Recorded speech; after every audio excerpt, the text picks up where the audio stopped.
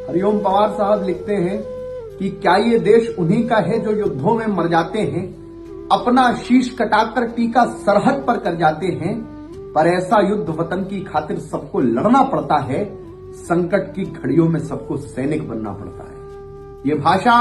और ये पंक्तियां आज इसलिए बोल रहा हूं कि जब बांग्लादेश में अल्पसंख्यक हिंदुओं पर होते अत्याचार को देखते हैं, जब उनकी दुर्दशा को देखते हैं, उनके नरसंहार को देखते हैं, तो मन को अंदर तक वो पीड़ा झकझोर देती है और कष्ट इतना होता है कि कहना पड़ता है कि क्या ये देश सिर्फ सैनिकों का है? क्या इस देश पे, जब इस देश पे, इस धर्म पे आपत्तियां पड़ती हैं, विपत्तियां पड़ती हैं, तो क्या इस देश के सिर्फ सैनिक युद्ध लड़ेंगे? हम उस कष्ट की बेला में अपनी आवाज तक मुखर नहीं कर पा रहे। मैं इस देश की संसद से, इस देश के नेताओं से एक सवाल पूछना चाहता हूं कि आपको हिंदुस्तान में खड़े होकर गाजा का दर्द दिख जाता है, आपको फिलिस्तीन का दर्द दिख जाता है, आप संसद में खड़े होकर किताबें लेके जाते हैं, सपोर्ट फिलिस्तीन, सपोर्ट ये और सपोर्ट वो,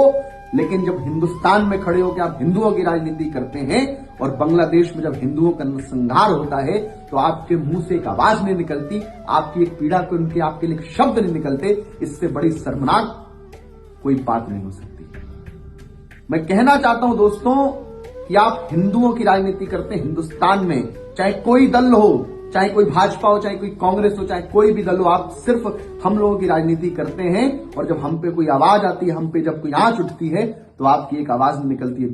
दर्दनाक है, ये बहुत दुर्दशा का कारण है। डॉक्टर कुमार विश्वास जी लिखते हैं